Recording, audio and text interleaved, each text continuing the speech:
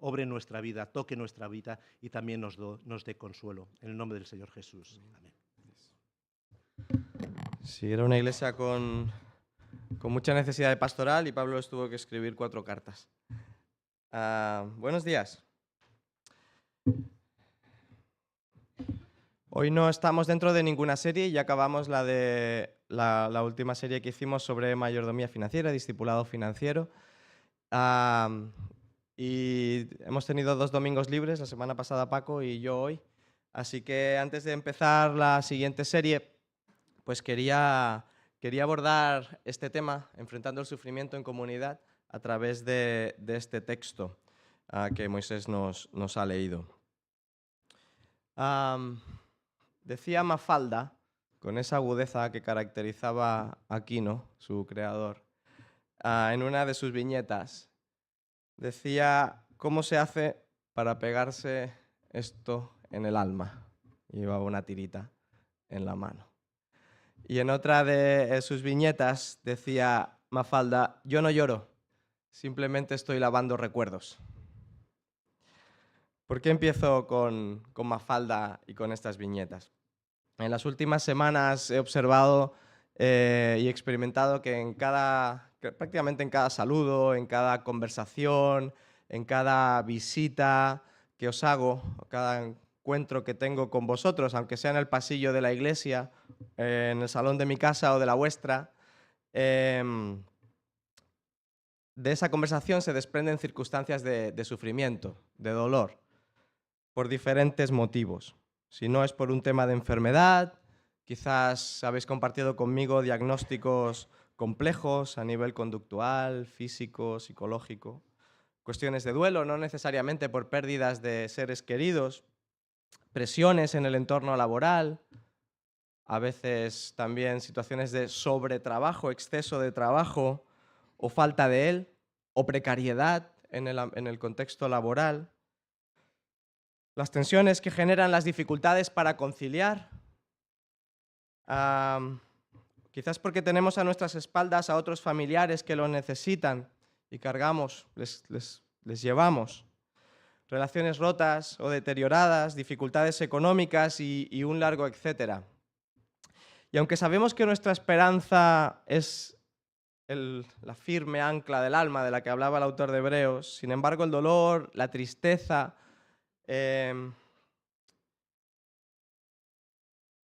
están presentes y lo seguirán estando. Y esas situaciones, esos sentimientos traen consigo desasosiego, pérdida del sueño, preocupaciones, impotencia, desencanto, desilusión, desánimo.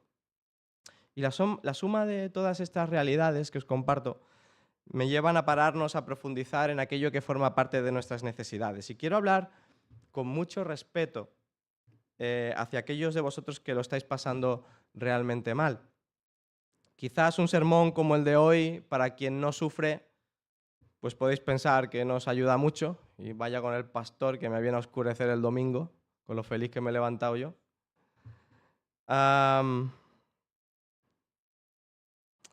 Y a los que estáis pasándolo realmente mal, las muchas palabras a veces tampoco ayudan. ¿Para qué nos vamos a engañar? Este es un tema complejo y es un tema con muchos matices.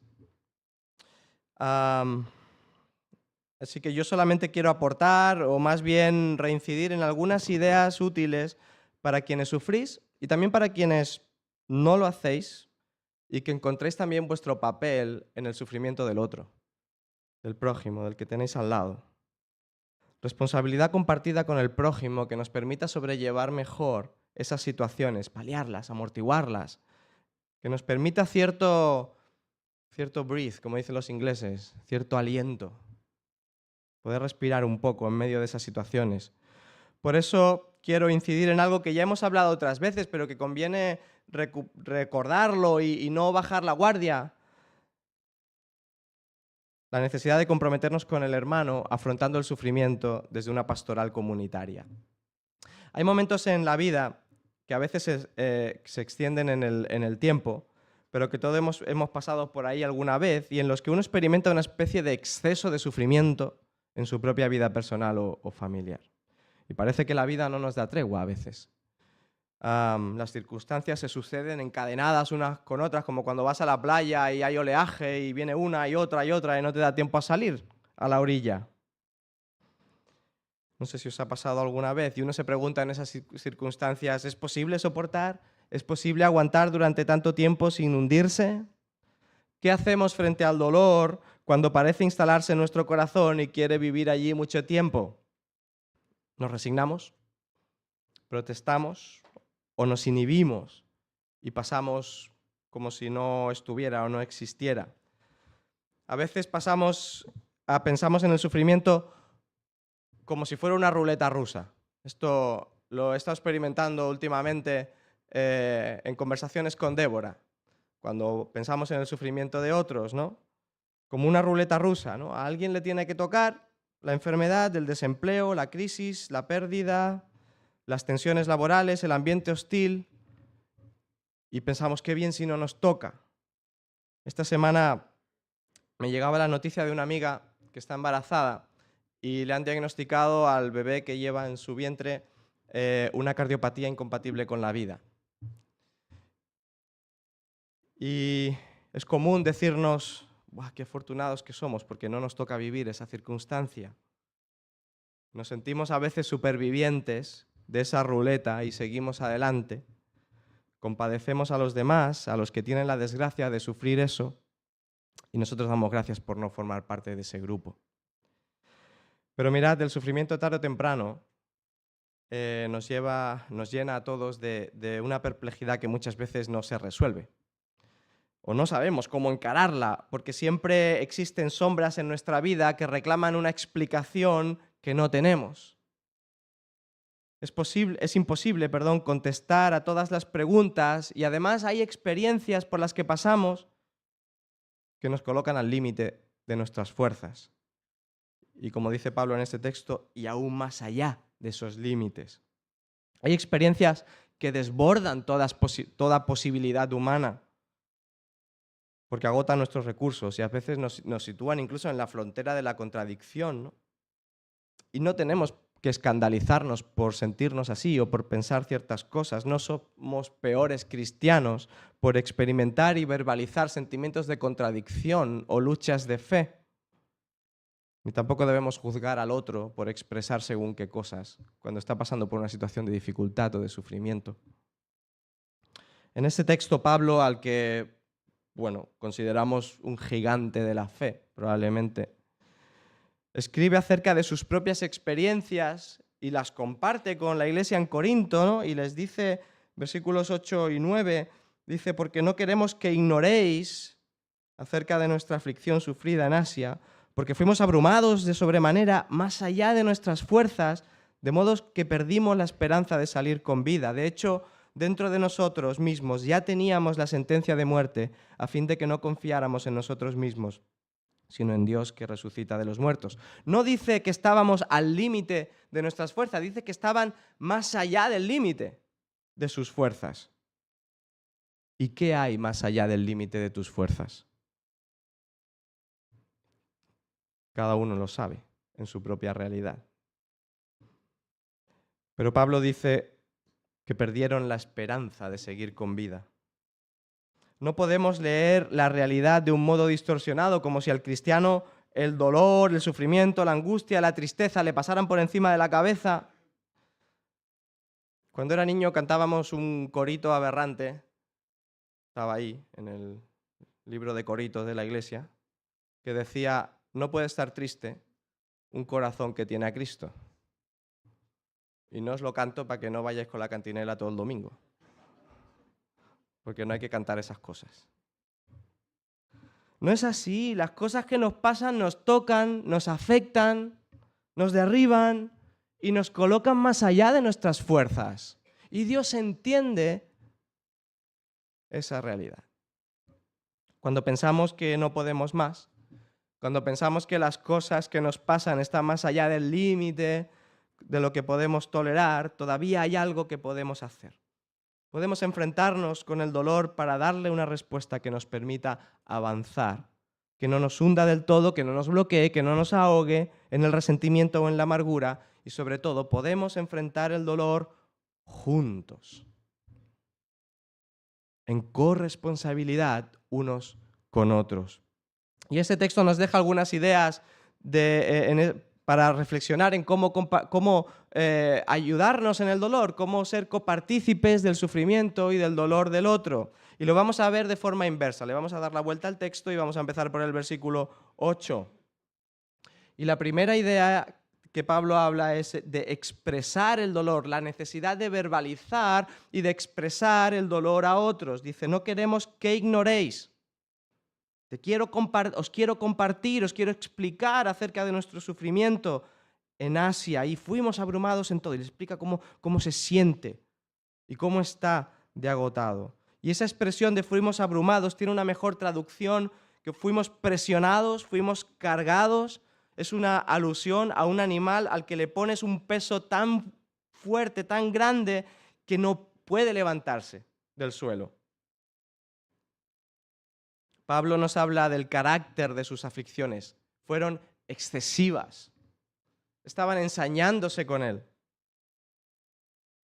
Y cuando dice que eso lo sufrió más allá de sus fuerzas, nos habla de la capacidad que tenía para soportarla y añade, y perdí la esperanza de seguir viviendo.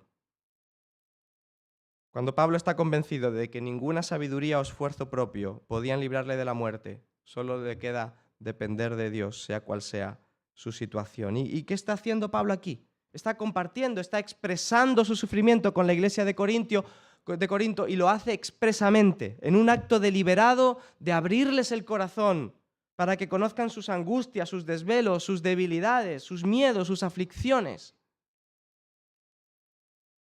Pero esto no es tan sencillo como verbalizarlo y ponerlo en la práctica.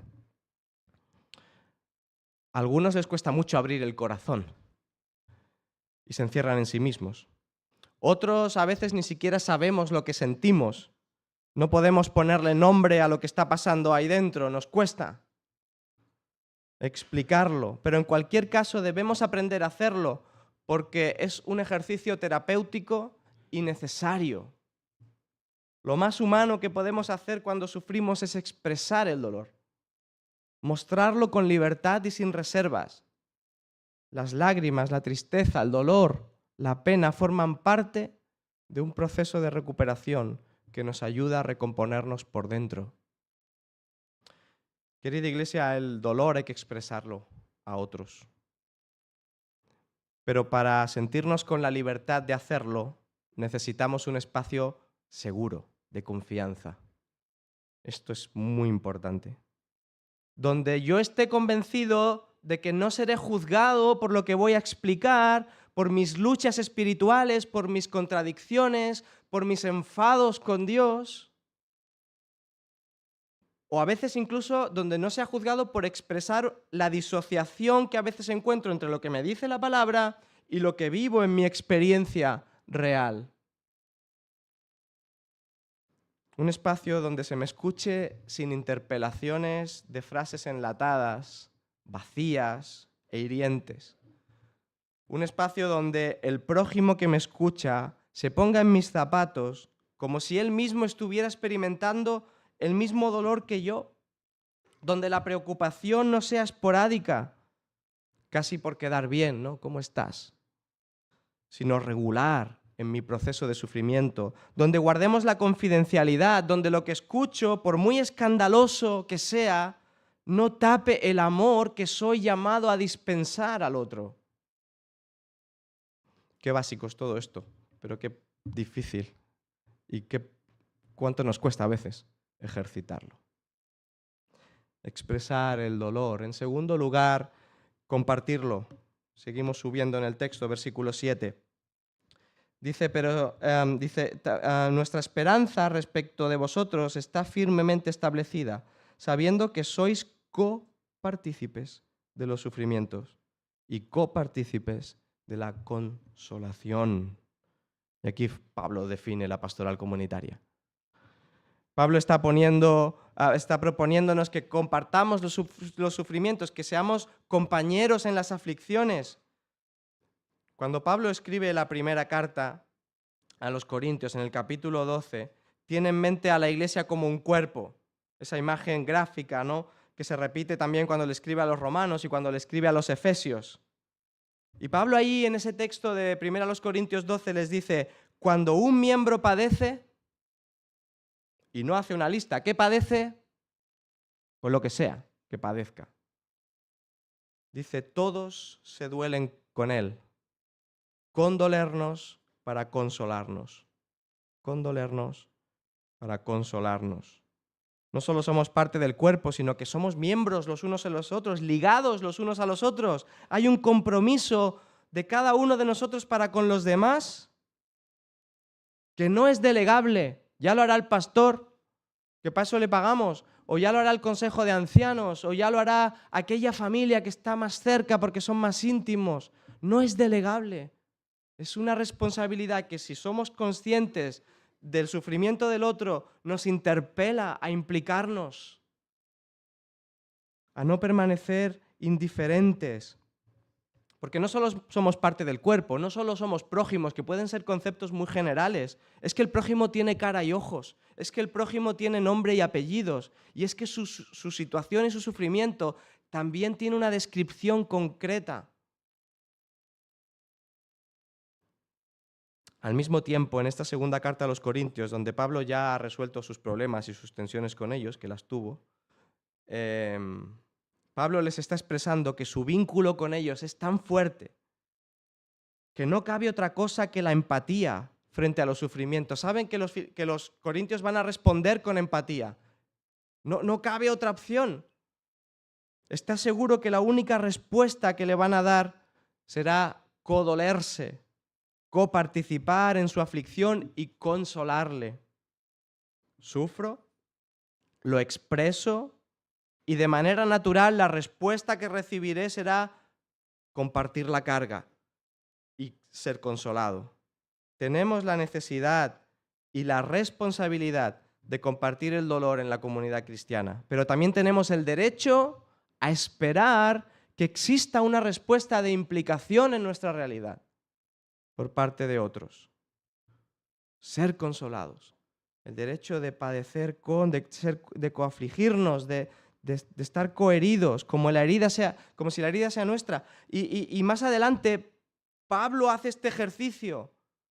Y en el capítulo 11 les dice, ¿quién de vosotros se enferma? Y yo no.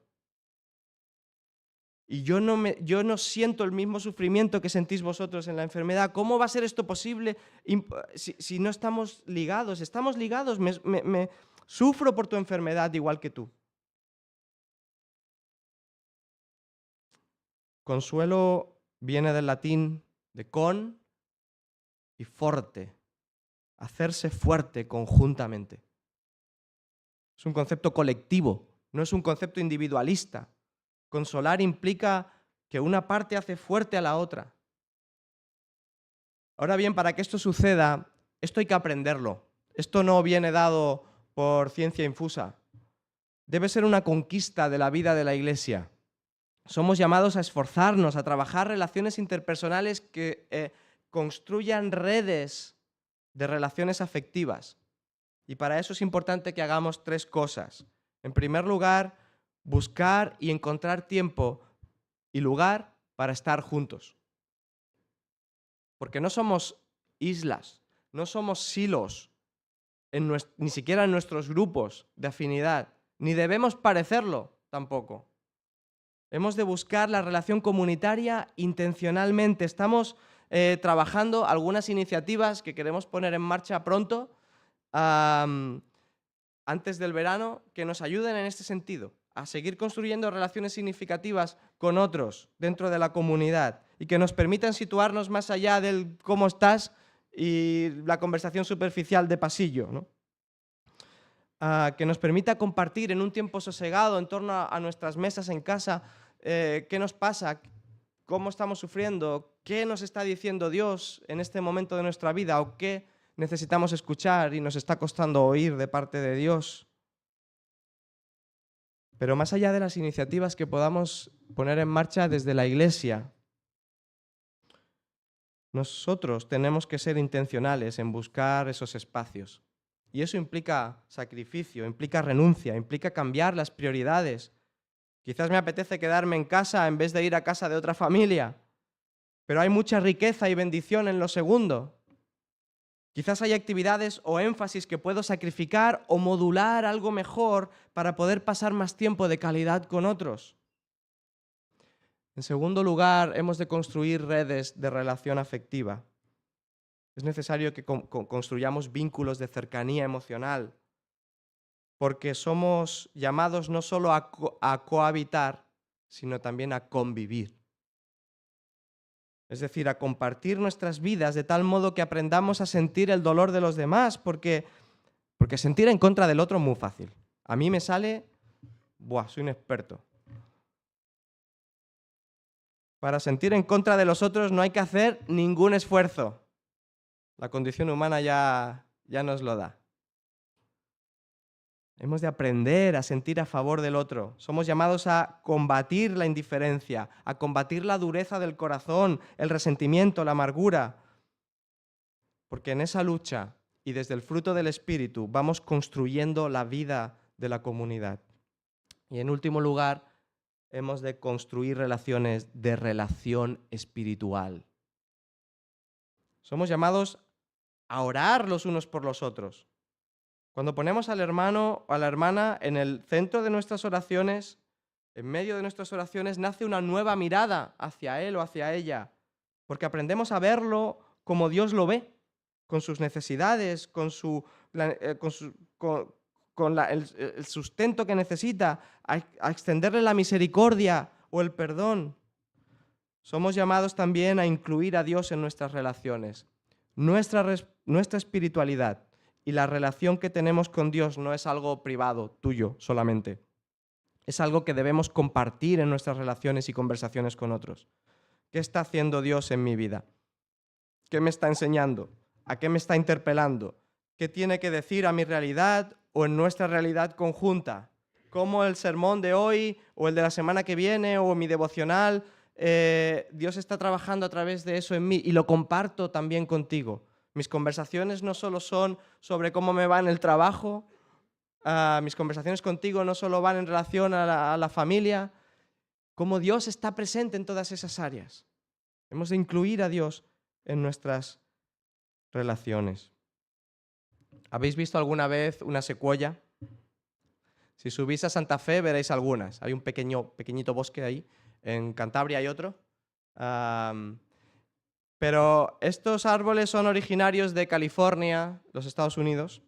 Pueden llegar a medir hasta 125 metros de altura y tienen un espesor, en muchos casos, de más de 8 metros de diámetro. Ahí veis la diferencia entre unos niños intentando abrazarlo y el diámetro del árbol, ¿no? Es curioso porque árboles tan grandes como estos no hacen raíces profundas para anclarse bien. Son raíces bastante superficiales para el tamaño que tienen. Y pueden vivir hasta 2200 años. Una de las razones que explica el vigor y la fortaleza de estos árboles de resistir las inclemencias del viento, de la lluvia, a pesar de que no tienen raíces profundas, es que nunca están solos. Crecen en comunidad y entrelazan sus raíces unos con otros para sujetarse, para mantenerse firmes, para darle la estabilidad necesaria para resistir cualquier tormenta. ¿Cómo compartimos el dolor en comunidad? Expresándolo, compartiendo la carga para sobrellevarla y, en tercer lugar, continuar viviendo. Versículo 6. Pero si somos atribulados es para vuestro consuelo y salvación, o si somos consolados es para vuestro consuelo, que obra al soportar las mismas aflicciones que nosotros también sufrimos.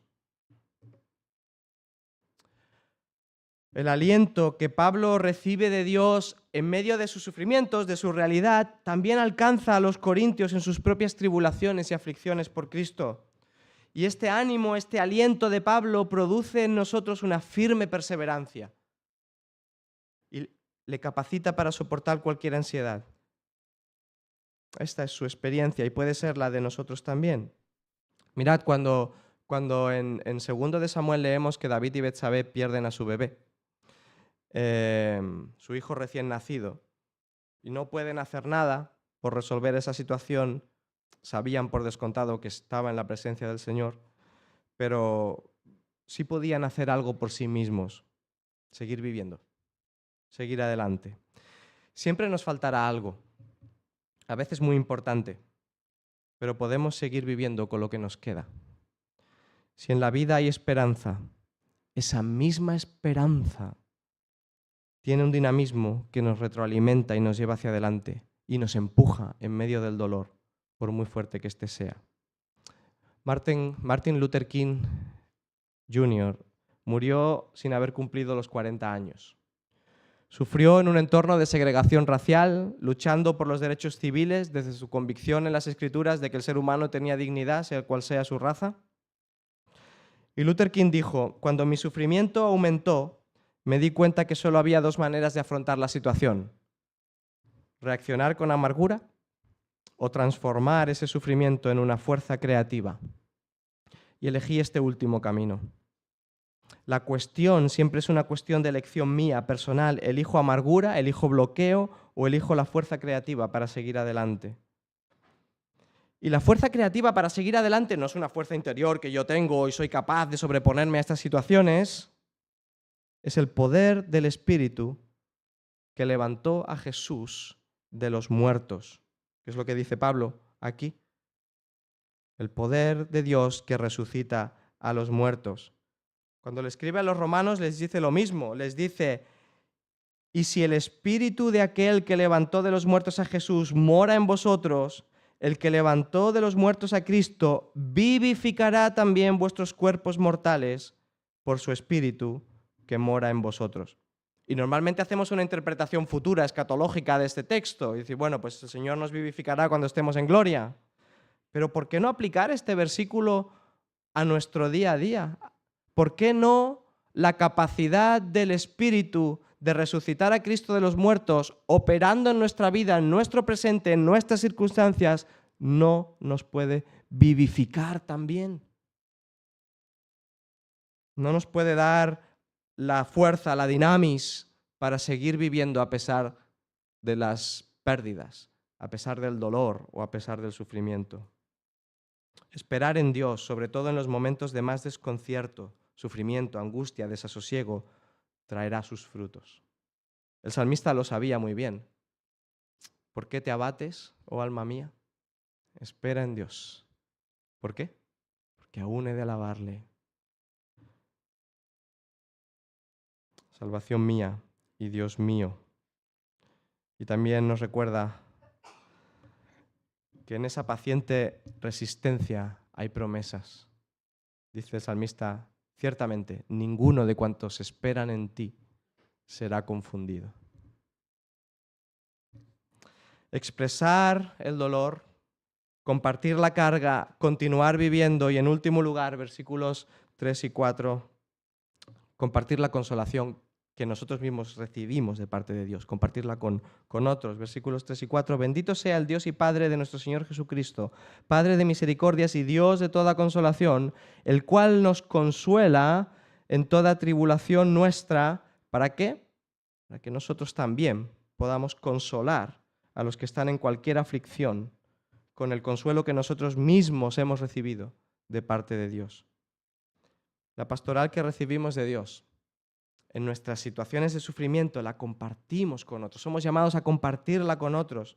Y podemos tener la absoluta certeza de que el Señor nos consuela, nos acompaña y pastorea en todas las circunstancias de la vida. Cuando pasamos por dificultades, ¿dónde acudimos? David nos recomienda su propia experiencia. El Señor es mi pastor. Ahí es donde yo acudo. Ahí voy. Es más, nos consuela porque estuvo allí. ¿Os acordáis de ese texto en Hebreos capítulo 4, versículos 15 y 16? Dice: no tenemos un sumo sacerdote, está hablando de Jesús, que no pueda compadecerse de nuestras flaquezas, sino uno que ha sido tentado en todo como nosotros, pero sin pecado. Por tanto, acerquémonos con confianza al trono de la gracia para que recibamos misericordia y hallemos gracia para la ayuda oportuna. Atentos a estas ideas tan increíbles. El trono de la gracia y el oportuno socorro. La consolación de Dios a su tiempo. El sostén de Dios a su tiempo. La fuerza para vivir a su tiempo. Todo a su tiempo, en los tiempos y en los propósitos de Dios. Ahora bien, la consolación de parte de Dios de la que Pablo habla en la segunda carta a los Corintios no es una cuestión acumulable que nos quedamos solo para nosotros. El poder consolador que recibimos de Dios tiene que fluir al prójimo, al que está al lado, porque todos necesitamos consolar y ser consolados, acompañar y ser acompañados, amar y ser amados. Por tanto, la consolación es una tarea de la misión de la Iglesia. En conclusión, ¿cómo afrontar el dolor desde una pastoral comunitaria? Expresándolo, compartiéndolo, aprendiendo a vivir en medio de él y ofrendando la consolación a otros. Os animo a que en el descanso del culto,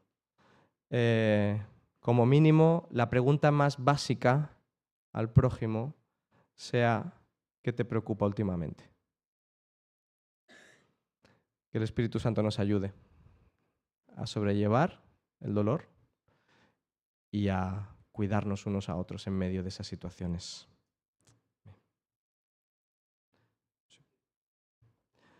Pues vamos a orar y luego tendremos el tiempo de comunidad. Señor, gracias porque tú no eres ajeno a nuestro dolor, a nuestro sufrimiento, igual que tú estás pendiente de cada cosa que pasa en nuestra vida, cada pelo que cae, cada lágrima que brota de nuestros ojos. Tú entiendes cómo nos sentimos, porque tú has experimentado dolor y sufrimiento, rechazo, expatriación y tantas otras cosas que son parte de nuestras mismas realidades. Gracias, Señor, por esa realidad de poder acercarnos a ti, sabiendo que nos entiendes. Pero también gracias porque nos capacitas para afrontar los momentos de dolor y sufrimiento. Y gracias porque le has puesto fecha de caducidad. Y habrá un día que ya no habrá más dolor ni más lágrimas. Las primeras cosas habrán pasado. Gracias porque tú las has hecho y las harás nuevas. Señor, te pido que nos ayudes a vivir en una comunidad de fe terapéutica, donde el acompañarnos unos a los otros, donde el construir relaciones significativas, donde el ser intencionales y no indiferentes al dolor ajeno y a la realidad ajena sean una realidad creciente. Que tu Espíritu Santo produzca eso en medio de nosotros y nos mueva a eso. Y que ese espacio, esa comunidad terapéutica, sea también un espacio de bendición a otros que aún no te conocen y que encuentren el mismo consuelo que nosotros hemos experimentado de ti. En el nombre de Jesús. Amén. Pues acabamos con nuestro